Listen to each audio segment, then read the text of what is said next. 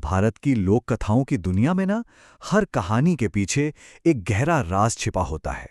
आज हम एक ऐसी ही भयानक कहानी की परतों को खोलने जा रहे हैं। एक ऐसी कहानी जो पीढ़ियों से एक से दूसरे को सुनाई जा रही है। कहते हैं ना, जहां अच्छाई है वहां बुराई भी होती ही है। जहां रोशनी है वहां अंधेरा भी। और कुछ पुराने घने पेड़ों की छांव में तो ये अंधेरा कुछ ज्यादा ही गहरा होता है। तो चलिए सबसे पहले ये समझते हैं कि आखिर ये खौफनाक जीव, ये मुंजा है क्या। तो सबसे बड़ा सवाल यही उठता है कि आखिर ये मुंजा है क्या। क्या ये कोई जानवर है, कोई आत्मा, या फिर कुछ और? देखिए, मुंडन संस्कार किसी भी बच्चे के जीवन का पहला और सबसे पवित्र संस्कार माना जाता है। अब सोचिए जरा, इस इतनी पवित्र रस्म के बस कुछ ही दिनों बाद अगर किसी बच्चे की मौत हो जाए तो उसकी आत्मा कितनी बेचैन होगी, है ना। लोक कथाओं के हिसाब से यही बेचैन आत्मा मुंजा कहलाती है। एक ऐसी आत्मा जिसे कभी शांति नहीं मिली। और जानते हैं ये आत्मा अपना घर कहाँ बनाती है? पीपल के पेड़ पर। वही पीपल का पेड़ जिसे हिंदू धर्म में इतना पवित्र माना जाता है। कहते हैं अगर किसी ने भी इस पवित्र पेड़ का अनादर किया तो मुंजा उस इंसान के पीछे पड़ जाता है। और ये कोई छोटा मोटा साया नहीं है, ये पीढ़ियों तक पीछा नहीं छोड़ता। इसका रूप भी बहुत ही भयानक बताया गया है।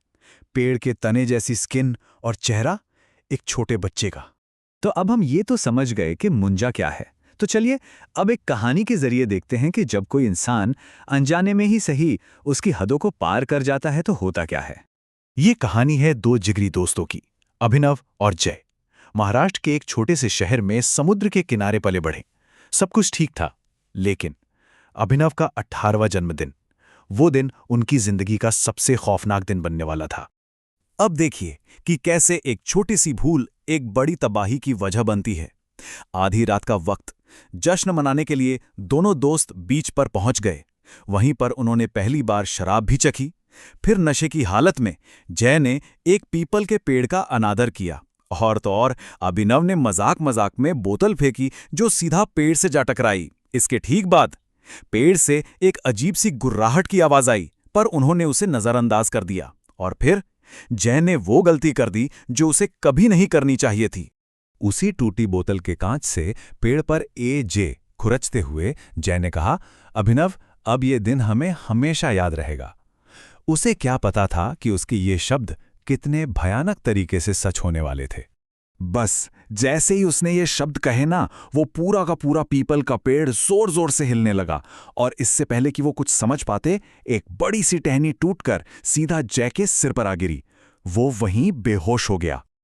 और बस यहीं से उस रात का असली खौफ शुरू होता है। उस एक अनादर की कीमत अब चुकानी थी। अभिनव घबराकर जब जय को होश में लाने की कोशिश कर ही रहा था कि तभी उसे पेड़ से कुछ गिरने की आवाज आई। जैसे ही उसने मुड़कर देखा, उसके तो होश उड़ गए। एक काली परछाई जिसकी दो नीली आंखें अंधेरे में जुगनू की तरह चमक रही थीं, और उसके बड़े बड़े नुकीले नाखून ठीक उसके पीछे खड़ी थीं। अभिनव किसी तरह अपनी जान बचाकर वहां से भागा, लेकिन भागते भागते उसने जो देखा वो और भी ज्यादा डरावना था। वो काली परछाई बेहोश पड़े जय के मुंह में घुस गई, और ठीक तभी जय अपने आप खड़ा हो गया। उसकी आंखें पूरी तरह नीली पड़ चुकी थीं। फिर उसने जमीन से कांच का वही टुकड़ा उठाया और अपनी ही छाती पर ठीक वैसे ही ए खुरच दिया जैसे उसने पेड़ पर किया था। अगली सुबह जब सूरज निकला तो जय को कुछ भी याद नहीं था। वो तो बस अपनी छाती पर बने घावों को देखकर हैरान और परेशान था। लेकिन ये शांति सिर्फ कुछ घंटों की मेहमान थी। उसी रात उसे अपने कमरे से फिर वैसी ही गुर्राने की आवाजें आने लगीं, और जब उसने डरते डरते अपनी चादर हटाई तो उसने देखा कि वही जीव उसकी छत पर बैठा था। इससे पहले कि जय कुछ समझ पाता या चिल्ला पाता, उस भयानक चीज ने उस पर हमला कर दिया। अगली सुबह जय अपने बिस्तर में मरा हुआ मिला, और उसके चेहरे पर ऐसा खौफ था मारो मरने से ठीक पहले उसने अपनी मौत को बहुत बहुत करीब से देखा हो। तो जय की कहानी तो यहीं खत्म हो गई, लेकिन मुंजा की नहीं।